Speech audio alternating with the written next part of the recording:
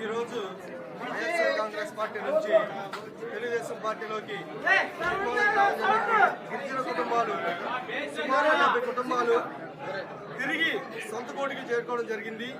తిరిగి అని ఎందుకన్నానంటే గడిచిన వైఎస్ఆర్ కాంగ్రెస్ పార్టీలో ప్రభుత్వంలో అనేక దౌర్జన్యాలు చేసి అనేక రకాలుగా ఇబ్బందులు పెట్టి రౌడీయిజం గూండాయిజం చిరుమాలు విధ్వంసంగా జరిగి వీళ్ళని భయభ్రాంతులు గురి చేసి బలవంతంగా వాళ్ళ పార్టీలో తీసుకెళ్లడం జరిగింది.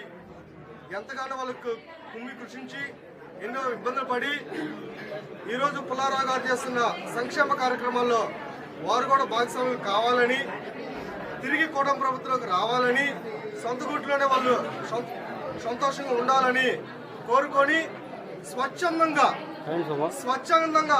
తిరిగి రోజు పుల్లారావు గారి సమక్షంలో తెలుగుదేశం పార్టీలో చేరడం జరిగింది.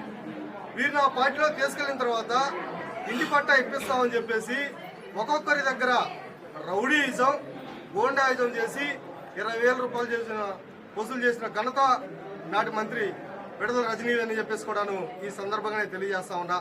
వాటన్నిటికి కూడాను మా ప్రీతం నాయకులు పుల్లారావు గారి ఆశీస్సులతో సమాధానం చెప్పి ఆ డబ్బును తిరిగి కక్కిస్తామని చెప్పేసి కూడాను తెలియజేస్తూ వీరందరికీ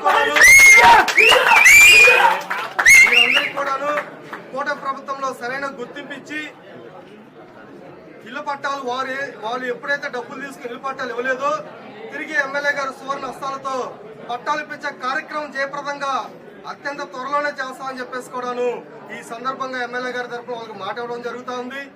చిరుమాల గ్రామంలో పెద్దలు మొండెత్తు జగన్నాథరెడ్డి గారి నాయకత్వంలో శ్రీనివాసరెడ్డి గారి నాయకత్వంలో ఇంకా మరెన్నో జాయినింగ్లు చేసి పార్టీని బలోపేతం చేస్తామని కూడాను ఈ సందర్భంగా ఎమ్మెల్యే గారికి మాట్లాడడం జరుగుతూ ఉంది.